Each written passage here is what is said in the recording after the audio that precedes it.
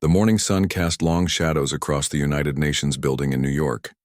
Inside the Great Hall, representatives from every nation on Earth sat in nervous anticipation. Today would change everything. Today, humanity would officially join the galaxy.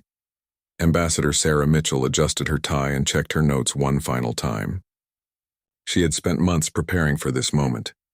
The alien delegation from the Galactic Hegemony had arrived 3 weeks ago, and the negotiations had gone smoothly. Too smoothly, some whispered, but Sarah pushed those doubts aside. The aliens were impressive. High Executor Zarthak stood nearly 8 feet tall, his scaled green skin gleaming under the artificial lights. His reptilian features were sharp and intelligent, with golden eyes that seemed to see everything. Behind him stood his advisors from different species, the insect-like Kalani with their chittering voices, the ethereal Zephyrians who communicated through soft musical tones, and others that humanity was still learning to identify.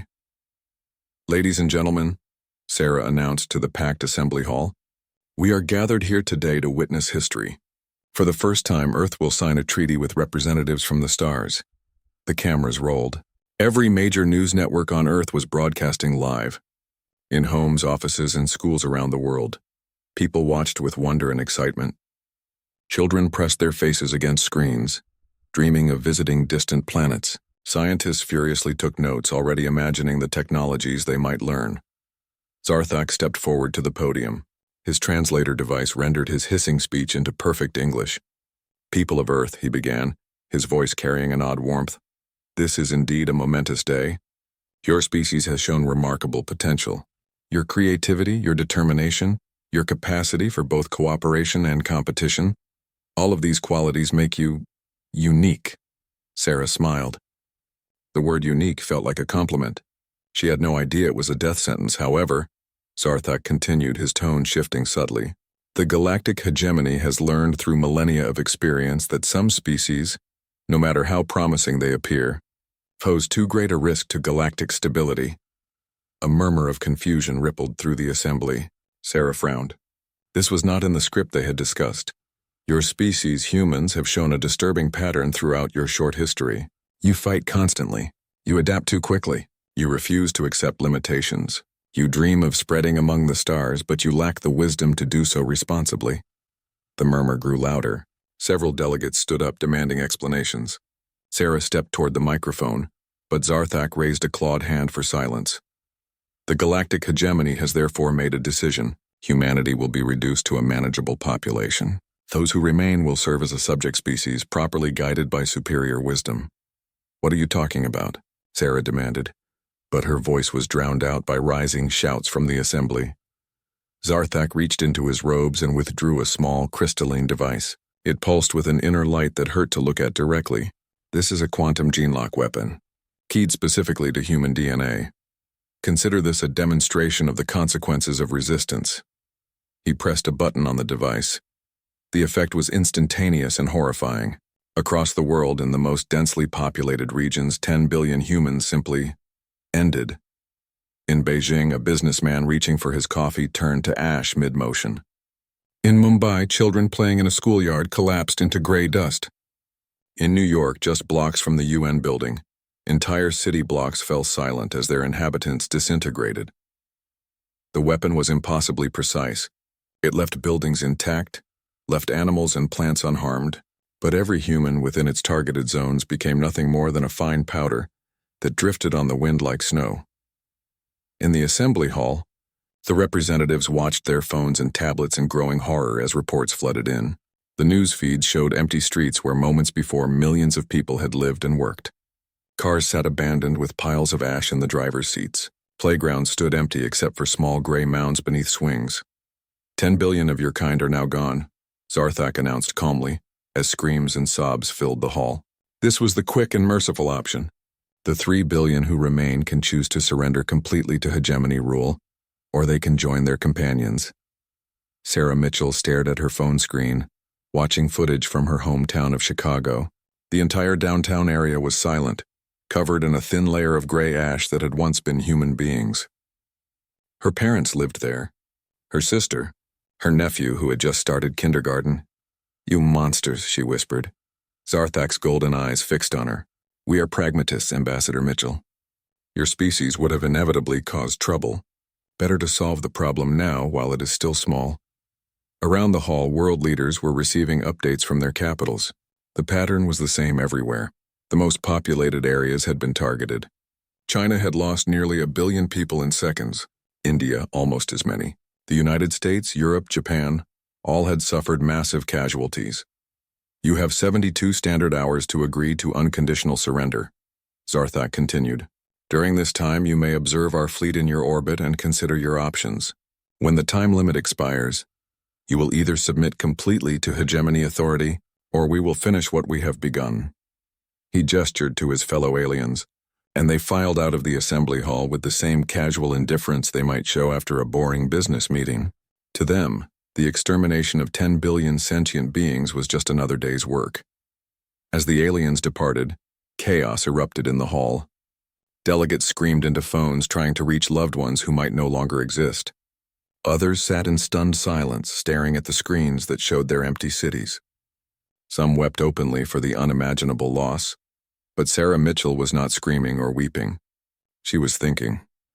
She looked around at the surviving leaders of humanity and saw something that Zarthak had missed in his calculations. Yes, there was grief. Yes, there was shock and horror at the scale of the atrocity. But underneath it all, she saw something else. She saw anger. Cold, calculating, patient anger. President Chen of the United States was already on his secure phone, speaking in quiet, clipped tones to someone at NORAD. Prime Minister Okafor of the African Federation was typing rapidly on her tablet, sending encrypted messages to military commanders. General Martinez, representing the Latin American Alliance, had that particular expression that soldiers got when they were planning something very unpleasant for their enemies. Outside, the alien ships hung in orbit like metal vultures, confident that the traumatized humans below would soon capitulate. The hegemony had used this tactic on dozens of worlds. Show overwhelming force, demonstrate the consequences of resistance, then graciously accept surrender. From the cowed survivors, it had never failed before. But, as Sarah Mitchell watched her fellow humans quietly organize and plan in the aftermath of the greatest atrocity in human history, she felt something she had not expected to feel in this moment of ultimate darkness. She felt hope. The aliens thought they had broken humanity's spirit. They thought the survivors would be paralyzed by grief and terror. They had made the same mistake that tyrants throughout history had made when facing humans. They had confused silence for surrender, and that mistake was going to cost them everything. The first thing that struck the alien observers was the silence. From their command ship orbiting Earth, High Executor Zarthak and his officers monitored human communication networks, expecting to find chaos, panic, and desperate pleas for mercy. Instead, they found nothing. Radio signals had gone quiet. Internet traffic had dropped to almost zero. Even emergency services seemed to have stopped broadcasting.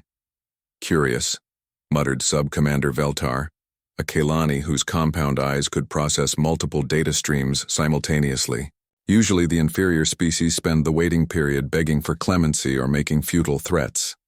Zarthak nodded, his scaled head reflecting the blue glow of the ship's displays. Fear has paralyzed them. They cannot even comprehend the magnitude of their situation. This is why such demonstrations are necessary. It saves time. What the aliens could not see were the secure underground facilities that had been built decades earlier, during humanity's most paranoid periods of the Cold War. Deep beneath mountains, in Colorado, under the ice of Antarctica, and in reinforced bunkers scattered across every continent, the surviving leaders of Earth were very much alive and working. Dr. Elena Vasquez had not slept in 36 hours. Her eyes burned as she stared at the data scrolling across her screens in the underground laboratory complex beneath CERN. As Earth's leading expert in xenobiology, a field that had only existed for 3 weeks, she was humanity's best hope of understanding their enemies. Play the scan data from the weapon activation again, she ordered her assistant. The holographic display showed the moment when Zarthak had activated the quantum device. Elena watched the energy signatures, the particle emissions, the quantum field fluctuations. Each time she saw something new, another piece of the puzzle. There, she said, pointing to a brief spike in the readings. The weapon has to establish a resonance pattern with human DNA before it can activate. It takes 0.7 seconds to lock on. That's our window. Her assistant, Dr. Raj Patel, looked up from his own workstation. Even if we can block the resonance, that doesn't solve our main problem.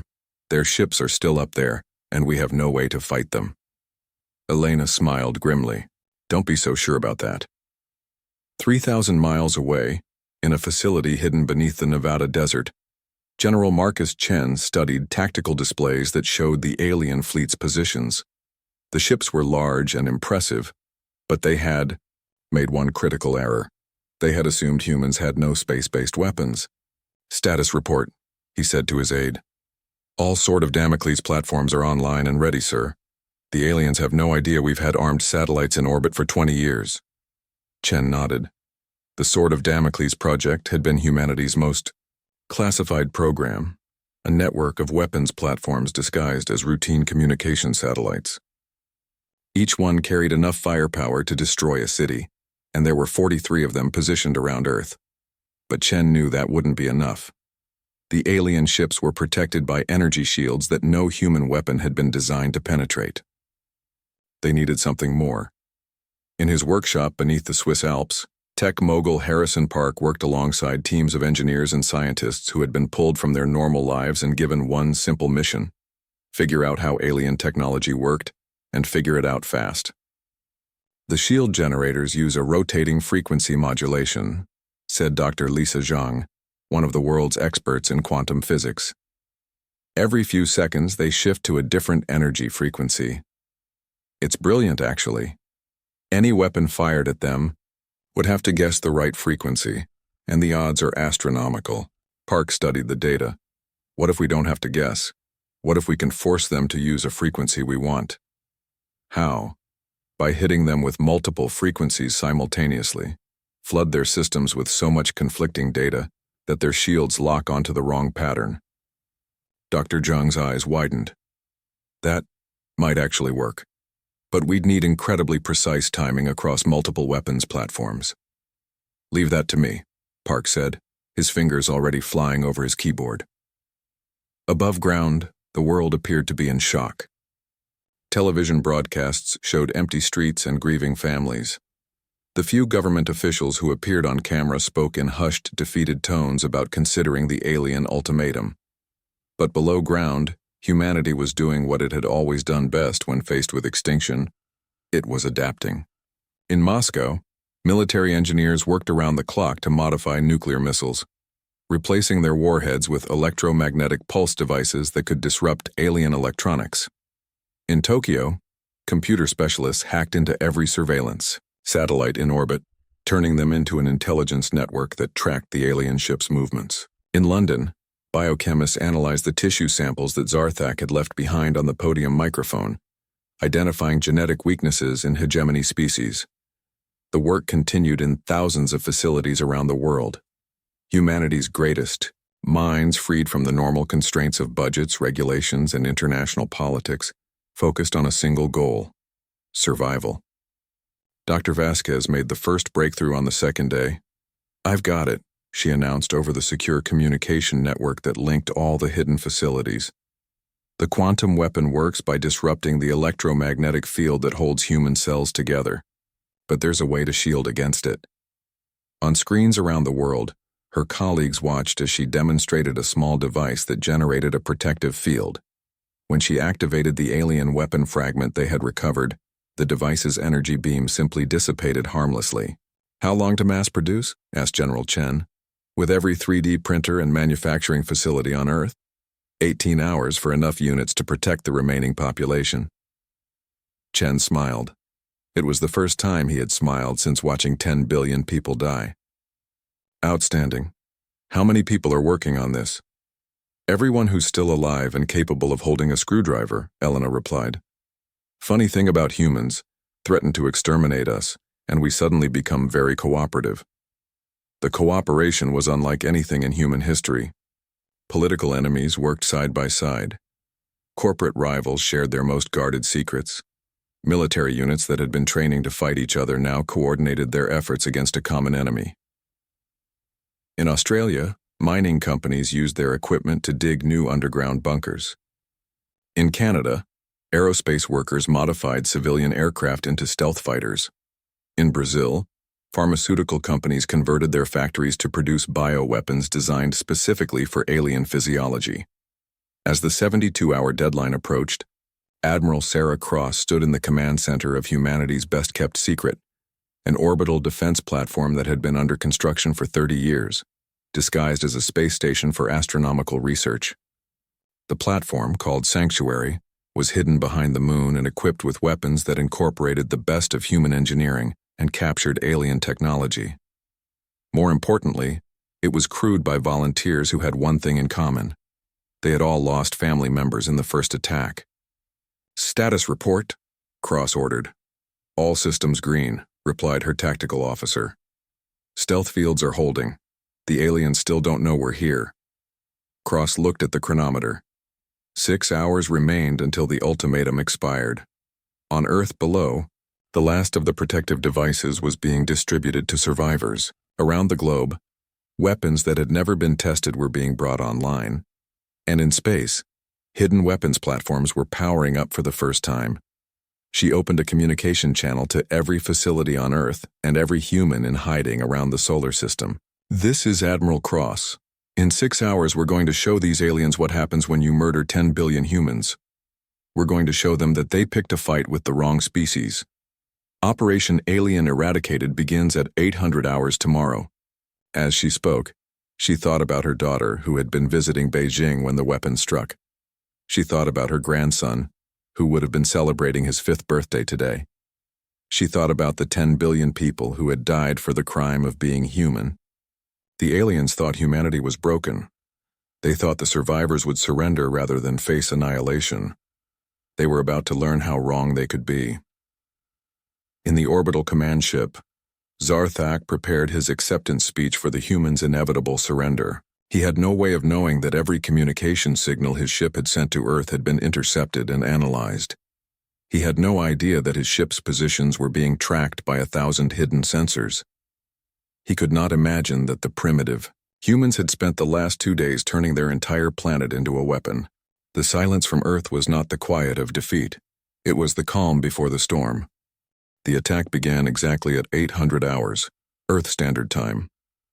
High Executor Zarthak was reviewing the surrender documents he expected to receive when his ship's alarms began screaming. Through the viewports of his command center, he saw something impossible. Dozens of objects that had appeared to be space debris were suddenly moving with purpose and speed. "Report," he hissed at his tactical officer. "Unknown contacts accelerating toward the fleet," the Kalani officer chittered nervously. "Energy signatures suggest they are armed." Zarthak's golden eyes narrowed. "Impossible. These primitives have no space combat capability." That was his first mistake of many. The objects hurtling toward the hegemony fleet were not crude human rockets or converted cargo ships. They were purpose-built warships that had been under construction in secret facilities throughout the solar system for decades. Each one incorporated technology that the aliens had never seen before. Stealth systems that bent light around their hulls, propulsion drives that left no energy signature, and weapons designed by minds that had spent their entire history finding new ways to kill their enemies. Captain Maria Rodriguez commanded the lead ship, a sleek predator called Retribution. Her crew was composed entirely of volunteers whose families had died in the first attack. They had spent the last 2 days studying every scrap of data about alien technology, and they were ready. "All ships, this is Rodriguez," she broadcast on the tactical frequency. "Today we answer for the 10 billion. Today we show them what humans do to child killers. Attack pattern Alpha, execute now." The human fleet spread out in a formation that the aliens had never encountered. Instead of the orderly battle lines preferred by most species, the humans moved like a pack of wolves, coordinated but chaotic, disciplined but unpredictable. Zarthak ordered his shields to maximum power and commanded his weapons to fire. The hegemony had overwhelming firepower. Each of their battleships could destroy a planet, if given enough time, but the human ships were not where his weapons aimed. The humans had studied how hegemony targeting systems worked. They knew that alien computers calculated where a target would be based on its current course and speed. So the human pilots did something that alien commanders never expected. They changed direction randomly, accelerating and decelerating in patterns that made no mathematical sense. To the aliens, it looked like madness. To the humans, it was just another day of being human. Direct hit on enemy flagship, reported Rodriguez's tactical officer as quantum torpedoes slammed into Zarthak's command ship. The weapons had been reverse-engineered from alien technology but improved by human creativity. Where the original alien quantum bombs were designed to destroy cities, the human versions were designed to kill specific alien species at the cellular level. The effects on Zarthak's crew were immediate and horrifying. The Vorthak bridge officers began convulsing as their nervous systems shut down. The Kalani communications specialists collapsed as their exoskeletons cracked and split. The Zephyrian navigator's ethereal form flickered and faded as the weapon disrupted the energy patterns that held her consciousness together. Impossible, Zarthak gasped as his own body began to fail. These weapons, they know our biology. On Earth's surface, Dr. Elena Vasquez watched the battle through satellite feeds while coordinating the ground assault. The alien advance scouts who had been sent down to prepare for occupation were discovering that Earth was no longer the helpless world they had left 3 days ago. In New York, where ash from 10 million people still coated the empty streets, Sergeant Mike Torres led a squad of Marines against a group of Kalani soldiers who were trying to secure the UN building. The aliens expected to face primitive firearms and explosives. Instead, they faced weapons specifically designed to kill their species. "Sonic grenades now," Torres shouted. The devices emitted frequencies that were harmless to humans but lethal to Kalani physiology. The alien soldiers' compound eyes shattered, their hearing organs burst and their nervous systems overloaded from the acoustic assault. Within seconds, the most feared warriors in the galaxy were writhing helplessly on the ground. Similar scenes played out across the globe. In London, Zephyrian energy beings found themselves trapped in electromagnetic fields that drained their life force. In Tokyo, hegemony commanders discovered that their communication implants had been hacked by human computer viruses that turned their own technology against them. The aliens had made a fundamental error in understanding humanity. They had assumed that because humans were primitive, they were also stupid. They had not realized that 3 days was more than enough time for a species that had survived ice ages, plagues, and world wars to learn how to kill anything that threatened them. In orbit, the battle was turning into a massacre. The hegemony fleet, designed to intimidate and overwhelm less advanced civilizations, found itself facing opponents who refused to be intimidated and could not be overwhelmed. Admiral Sarah Cross watched. From the hidden sanctuary station as human, ships tore through alien formations with vicious efficiency. Each human vessel was crewed by people who had lost everything and had nothing left to lose. They fought with a ferocity that the galaxy had never seen. "Admiral," reported her communications officer, "we're receiving surrender requests from 17 hegemony ships." Cross thought about her daughter. She thought about her grandson. She thought about the 10 billion people who had been murdered while the whole world watched. "Tell them," she said quietly, "that we don't accept surrenders from child killers." The final phase of the battle lasted only 30 minutes. Of the 47 ships in the hegemony fleet, 46 were completely destroyed. The last ship, Zarthak's damaged flagship, was boarded by human Marines who had very specific orders about taking prisoners. Captain Torres found Zarthak in the wreckage of his command center, badly wounded but still alive. The High Executor looked up at the human soldier with something approaching respect. "You fight well for primitives," he wheezed. Through his damaged translator, Torres looked down at the creature who had murdered 10 billion innocent people. "We're not primitives. We're humans, and you just learned the difference."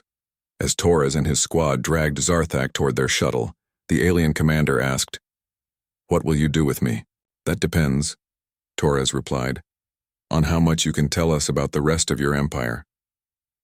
Zarthak's eyes widened as he understood the implication.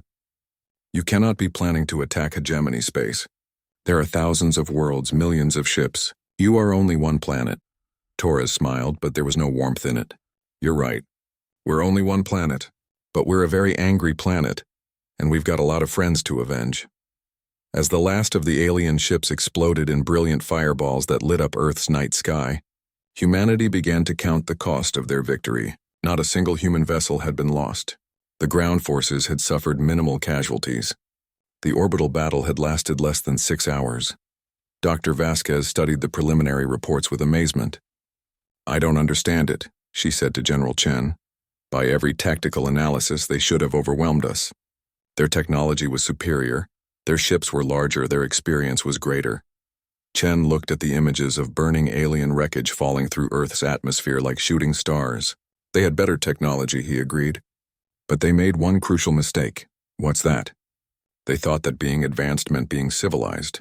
They thought that having superior weapons meant having superior warriors. Chen turned to face her, and his expression was grim. They forgot that we're not just humans. We're the descendants of every predator that ever hunted across the African savanna. We're the children of every warrior who ever defended their tribe. We're the inheritors of every survivor who ever endured through the worst that nature and history could throw at them. On screens around the world, the news broadcasts showed the alien fleet burning in space while human ships patrolled the orbital paths like victorious sharks. In the hidden bunkers and secret facilities, scientists were already analyzing captured alien technology and planning the next phase. Because everyone understood that this was only the beginning. Somewhere in the depths of space, the galactic hegemony would notice that their fleet had gone silent. They would send investigators, then larger fleets, then entire armadas. Eventually, they would send everything they had to destroy the upstart world that had dared to fight back. Humanity would be ready for them. After all, they had learned something important about themselves in the past 3 days. When faced with extinction, humans did not break. They did not surrender. They did not despair. They adapted. They learned. They fought and they won. High Executor Zarthak sat in his cell deep beneath the CERN facility, his scaled hands shaking as he stared at the star charts displayed on the wall screen. For 3 weeks he had resisted all attempts at interrogation. But as the days passed and he watched human engineers reverse engineer his people's most advanced technology with frightening speed, his resolve had begun to crack. Dr. Elena Vasquez entered the cell carrying a tablet and wearing the same patient expression she had maintained during every previous session. Behind her walked General Chen, whose presence made even the alien executioner nervous. "Good morning, Zarthak," Elena said, settling into her chair. "I thought you might be interested to know that we successfully tested our first hyperspace drive yesterday." The alien's golden eyes widened. "Impossible. It took our species 300 years to develop hyperspace technology. It took us 18 days, Chen replied. Of course, we had your ship's computer to work from. Amazing what motivated humans can accomplish when they put their minds to it." Elena activated her tablet and showed Zarthak footage of a human ship disappearing in a flash of twisted space-time, then reappearing near Mars 30 seconds later. The test was completely successful. Our engineers estimate we can have a fleet of hyperspace-capable ships ready within 2 months. Zarthak's expression shifted from disbelief to horror. "You cannot be planning to leave your system. The hegemony will send an armada when this fleet fails to report. Thousands of ships. You need all your resources for defense." Chen leaned forward.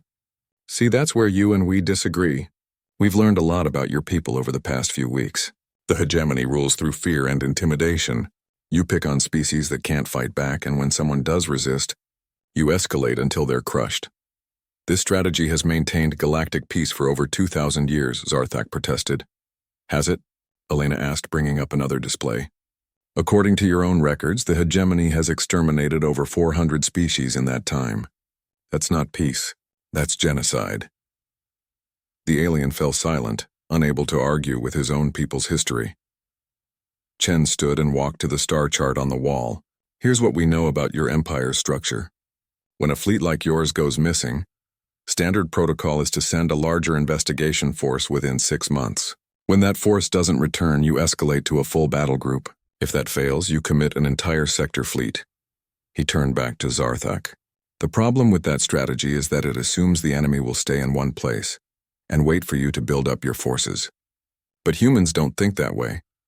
Elena activated another display showing detailed schematics of star systems throughout hegemony space.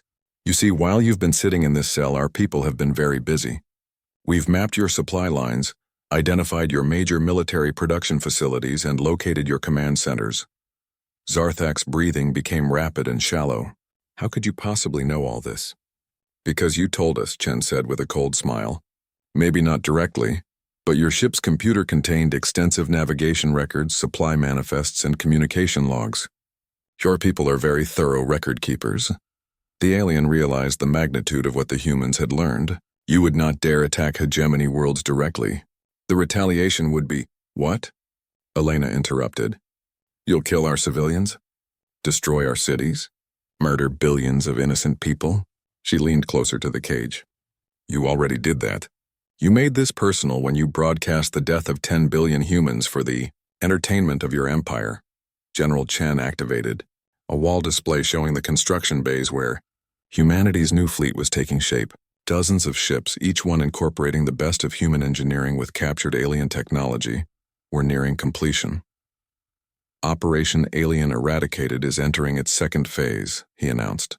In 48 hours, Task Force Vengeance will depart for hegemony space. Their first target is the Keth system. Sarthak's scales actually changed color as the blood drained from his face. Keth Prime is one of our major military manufacturing worlds. The orbital shipyards produce 20% of the hegemony fleet. You cannot possibly— Actually, we can, Elena said, showing him tactical projections. Keth Prime's defenses were designed to repel conventional attacks from other galactic powers. They weren't designed to handle human tactics. The projections showed human ships emerging from hyperspace, not in the orderly formations that aliens expected, but scattered throughout the system in seemingly random positions. Instead of engaging the defense platforms directly, they would target infrastructure, power plants, communication arrays, supply depots. Your people fight like they're playing a game, Chen explained. Formal rules, predictable strategies, honorable combat. We fight like we're trying to survive extinction. There's a difference. Admiral Sarah Cross stood on the bridge of the newly commissioned starship Nemesis, watching as the last of the task force's ships completed their pre-flight checks. Around her, officers who had learned space combat in the span of 3 weeks prepared for humanity's first interstellar military operation. All ships report ready for hyperspace jump, announced her tactical officer. Commander Park. Cross opened a channel to the entire task force. Ladies and gentlemen, today we begin the second phase of Operation Alien Eradicated. We are not going out there as conquerors or as liberators. We are going out there as the voice of 10 billion murdered humans who will never see justice unless we deliver it. She paused, looking at the stars that had once seemed so distant and now felt like stepping stones to vengeance. The hegemony thinks that because they have ruled the galaxy for 2 millennia, they are invincible. They think that because they have superior technology and vast numbers, they cannot be defeated. They are about to learn that they have never faced an enemy like humanity. The hyperspace jump felt like falling through liquid lightning. One moment, the task force was in Earth orbit. The next, they emerged in the Keth system. Their ships scattered across millions of cubic kilometers of space in a pattern that looked random but had been carefully calculated to maximize confusion and minimize counterattack opportunities. The hegemony defense fleet at Keth Prime numbered 60 ships, each one larger and more heavily armed than any human vessel. Under normal circumstances, it would have been a massacre. But these were not normal circumstances. The humans struck like a virus attacking a body. Instead of engaging the defense fleet directly, they bypassed it entirely and went straight for the system's critical infrastructure. Quantum torpedoes, modified with human improvements, tore through orbital shipyards that had been building starships for centuries. Electromagnetic pulse weapons shut down communication networks that had never been designed with cyber warfare in mind. Kinetic impactors destroyed supply depots with surgical precision. Captain Rodriguez, now commanding the destroyer Retribution, led a squadron against the main orbital platform. Her ships moved in patterns that violated every principle of space combat that the aliens understood, accelerating and decelerating randomly, changing direction without warning, using their own debris as cover. Enemy fleet is attempting to respond, reported her tactical officer, but they can't get a target lock. Our movement patterns are too unpredictable. Rodriguez smiled grimly. That's the difference between fighting to follow rules and fighting to win. Continue the attack. I want those shipyards reduced to scrap metal. The Battle of Keth Prime lasted 4 hours. When it ended, the hegemony's major military production facility was a field of burning debris. The defense fleet had been systematically destroyed, not through direct confrontation, but through tactics that turned their own. strengths against them. But the humans had sent a message along with their attack. Dr. Vasquez's voice echoed through the emergency communication network that connected every hegemony world. This is Dr. Elena Vasquez speaking for the people of Earth. Your leaders murdered 10 billion of our people in cold blood. We did not start this war, but we will finish it.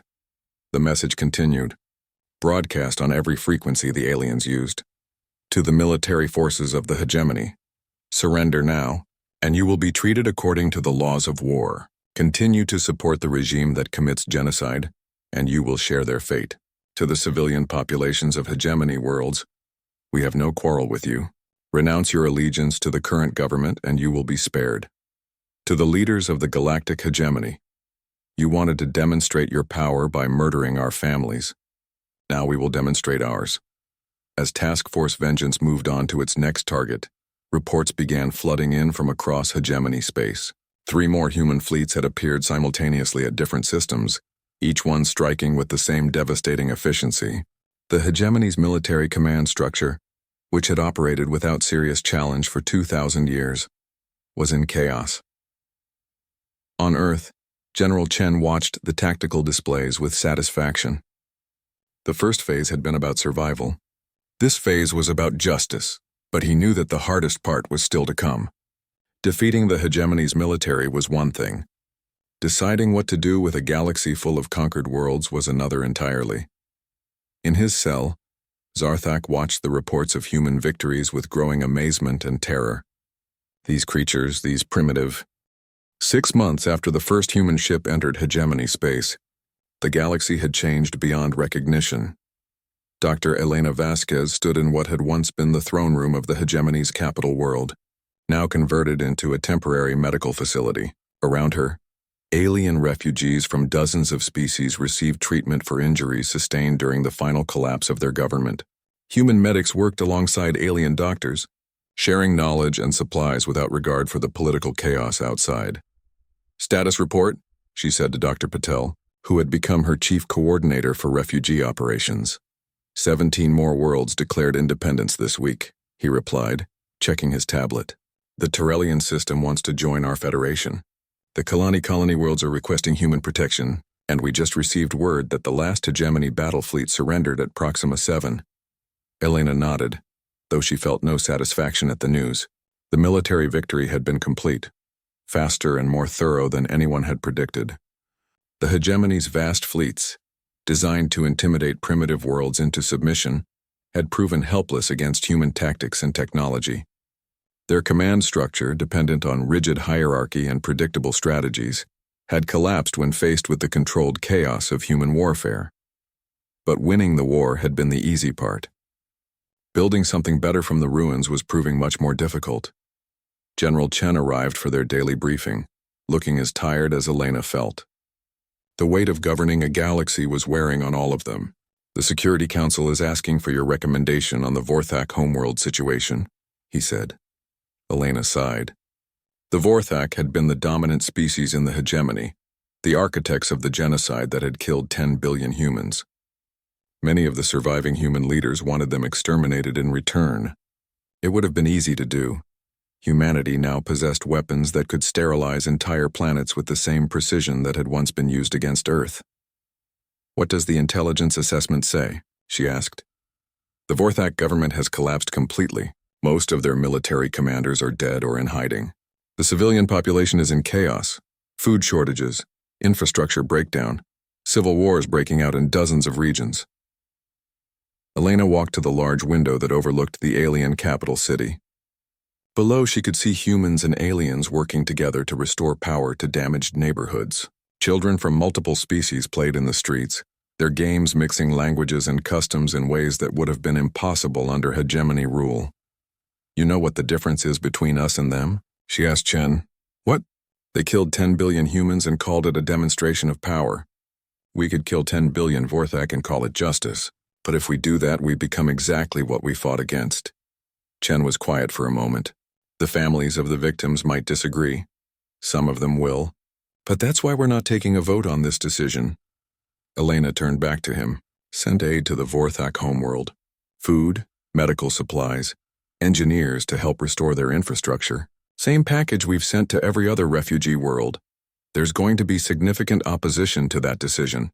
I know, but we didn't fight this war to become galactic tyrants. We fought it to make sure that no one ever again has the power to commit genocide just because they can. On Earth, President Maria Santos prepared for what might be the most important speech in human history.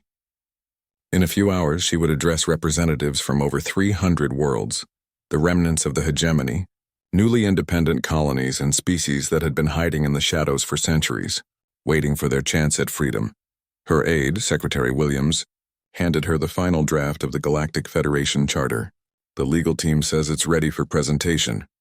Santos read through the document one more time. The charter was radical by the standards of galactic politics.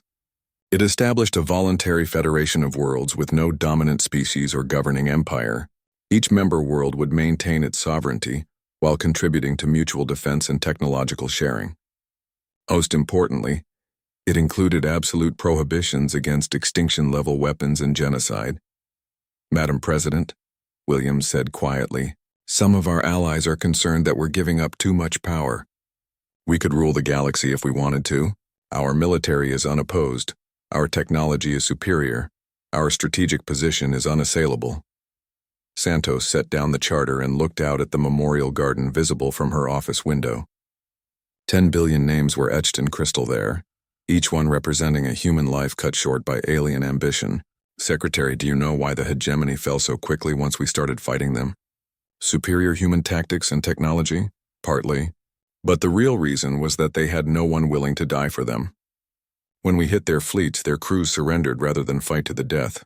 When we attacked their worlds, their populations welcomed us as liberators. The hegemony ruled through fear, and the moment someone showed they weren't afraid, the whole system collapsed. She stood and walked to the window. If we try to rule through superior force, we'll make the same mistake they did. Someone, someday, will stop being afraid of us. And when that happens, we'll fall just like they did. Williams considered this. So instead, we give them a reason to want us to succeed. Exactly. In the Kalani system, Captain Rodriguez stood on the bridge of her ship as it patrolled the trade routes that were slowly reopening across the galaxy. The war had been over for months, but the work of peace was proving to be much more complex. Captain, reported her communications officer, we're receiving a distress signal from a merchant convoy in the Theta sector. They're under attack by raiders, Rodriguez smiled. This was the kind of problem she understood how to solve. Set course for intercept. Signal the convoy that help is on the way. As the Retribution jumped to hyperspace, Rodriguez reflected on how much had changed. A year ago, she had been preparing to avenge the murder of her family by aliens she had never seen. Now she was protecting alien merchants from human pirates who had decided that the collapse of the hegemony meant the law no longer applied to them. The irony wasn't lost on her. The battle against the raiders was swift and decisive. The criminals, flying modified human ships, had expected to face the usual ineffective patrol vessels that had policed hegemony space. Instead, they found themselves facing a warship designed specifically to kill things that needed killing. After accepting the raiders' surrender, Rodriguez opened a channel to the merchant convoy. This is Captain Rodriguez of the Federation ship Retribution. You are safe. Is anyone injured? The response came in the chittering language of the Kalani, translated by her ship's computer. Captain, this is Merchant Captain Veltar. We owe you our lives. But why did humans risk themselves to save us? Our species fought against you during the war. Rodriguez was quiet for a moment, thinking of how to answer. Finally, she said, because that's what the Federation is for, to protect those who can't protect themselves, regardless of what happened in the past. On the former hegemony capital world, now renamed New Geneva in honor of Earth's diplomatic traditions, the first Galactic Federation Assembly convened in a great hall that had once hosted the ceremonies where conquered species were forced to kneel before hegemony. Overlords President Santos took the podium to address representatives from hundreds of worlds. Some were humans, but most were aliens, former hegemony subjects, newly liberated colonies, and independent worlds that had decided to join the Federation for protection and prosperity.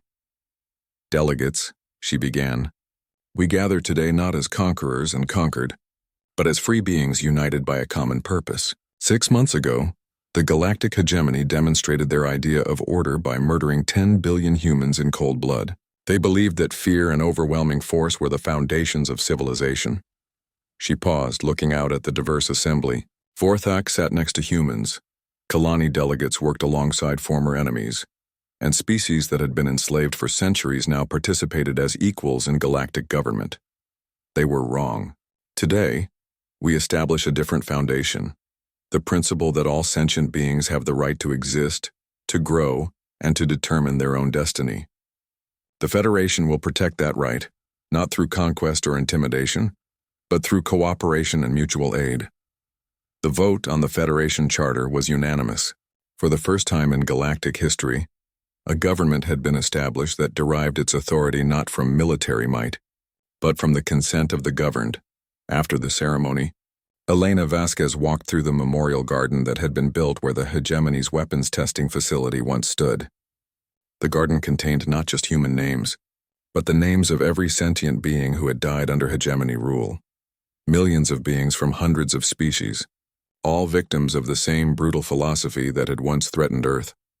A young Vorthak child approached her, speaking in halting English.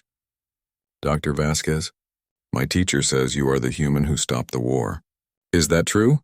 Elena knelt down to the child's level. "I helped," she said. "But stopping the war took all of us working together, humans and aliens, former enemies and new friends." The child considered this seriously. "My teacher also says that humans are the most dangerous species in the galaxy. Are we safe?"